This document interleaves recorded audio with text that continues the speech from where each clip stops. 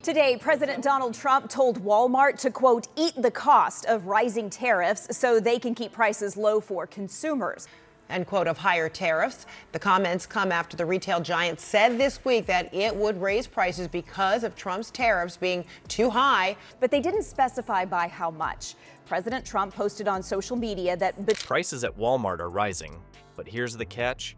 Trump thinks they should just swallow the cost and keep the shelves cheap. Wait till you find out why Walmart says, no way. Are we really blaming tariffs for your $2 increase on school supplies? Let's break it down.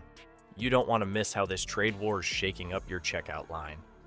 Before we move on, I'd like to ask you a small favor. If you appreciate this content, please take a second to like this video and subscribe to the channel. Over 98% of you watch the videos without subscribing. It costs you nothing, but it makes a huge difference to us. So, did you click the subscribe button? Great. Thank you so much. Now, back to the video. Imagine popping into Walmart to grab a 99-cent notebook for school or work, but when you check out, it rings up at $129.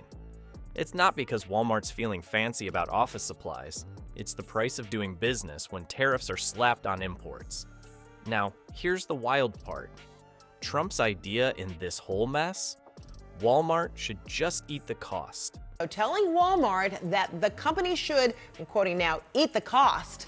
Walmart has more than 4,600 stores in the U.S. It's also the biggest private employer in the country with 1.6 million workers. Walmart announced Thursday they would begin passing on rising costs to shoppers at the end of this month. Yep, he thought the mega retailer, already known for rock-bottom prices, could just cover the difference for everyone. Simple, right? Except, not really. Walmart's business model isn't built for charity. It's built for scale. Their whole system revolves around selling a massive amount of stuff at razor-thin profit margins. Think about it. That 99-cent notebook barely nets them a few pennies of profit, but multiply that by millions of customers, and those pennies add up. The secret sauce is keeping prices low enough to bring in tons of shoppers while relying heavily on cheap imports, especially from China. It's not just random dollar store trinkets either. We're talking about clothing, electronics, home goods, and the basics everyone buys weekly, like groceries. Now enter Trump's tariffs, which at one point skyrocketed to as high as 145% on certain goods, before stabilizing nearer to 30%. A tariff, by the way, is essentially a tax on imported goods, forcing companies to pay just to bring products into the country. Walmart isn't manufacturing all their items down the street in small-town America. They depend on imports, meaning those tariffs hit hard. And here's the kicker. Walmart can't just absorb those costs without it snowballing into chaos. With Walmart's size, even a small percentage increase on something like school supplies would translate into millions in additional expenses. A great example? Take something like a bag of apples. If tariffs raise the cost of the packaging material from overseas, or even tools used to process the apples, guess what? That $3.50 bag edges closer to $4. Economists have pointed out, time and again, that these costs don't magically disappear. Either the retailer pays up, or consumers do. Walmart tried to outwit the system at first, stockpiling goods before tariffs fully kicked in, but that was like trying to fill a leaking bathtub. Just a temporary solution. Meanwhile, Trump's idea that Walmart could just swallow the cost was widely ridiculed. Critics pointed out that such a move wasn't just unrealistic, it was unsustainable. So, like any business looking to survive, Walmart did what it had to do. Raised prices, reshuffled its supplier network, and started rethinking product designs to skirt around the tariffs. Those changes were about more than Walmart's survival, though.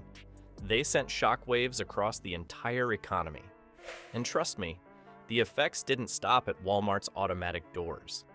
So Walmart raised prices, shuffled around suppliers, and even redesigned products to sidestep tariffs. End of the story, right? Nope, it's only the beginning. These changes might seem like corporate hurdles, but they're landing directly in your wallet and your neighborhood. And if you live in a smaller town with one Walmart holding everything together, well, things are even messier. The first thing to hit shoppers has been, of course, the price jumps. Got kids? Enjoy back-to-school shopping? Well, some families are noticing that a shopping trip that used to be under $50 now creeps closer to $70. And it's not just notebooks and pencils, it's fresh produce, clothing, and other everyday basics that have crept up in cost. Walmart is still trying to maintain its reputation for budget friendliness, but in rural areas where it's often the only store, shoppers don't have the luxury of going elsewhere. For many, there's no Target, no Costco, sometimes not even a mom-and-pop grocer down the street. Walmart Ayas Riti is the store, and paying a little more isn't optional when there's no plan B. Now, let's not pretend these price changes hit everyone the same way. If you've got money to spare, a few extra bucks on groceries isn't ending your week. But for lower-income shoppers, folks who already rely on Walmart's prices to stretch every paycheck, those small increases add up fast. Some are scaling back on how much food they buy or swapping items for cheaper alternatives. And speaking of cheaper alternatives, Walmart's private label brand, Great Value, is popping up in more carts because, well, it is a great value. But even that only works for so long when people have to choose. Do I cut back on family dinners or skip buying new school shoes this year? These are real choices happening in households, and yes, in a country as wealthy as the US, that's still a reality. If you think this stops at checkout lanes, think again. Walmart's AI systems are now tracking what people are leaving on the shelves, prioritizing lower-cost inventory to keep up.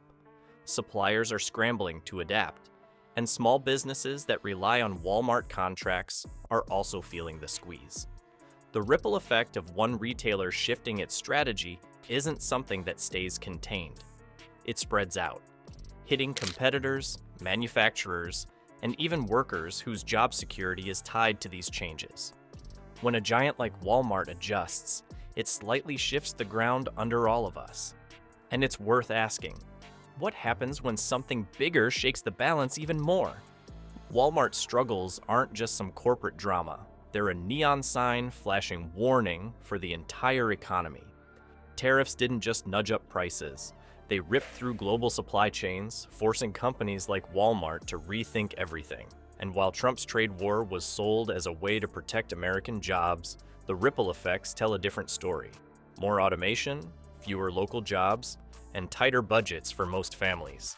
Next time you see a price hike, remember, this starts in Washington and ends in your cart. Walmart adapted, but if this happens to other retailers, are we really ready for what comes next?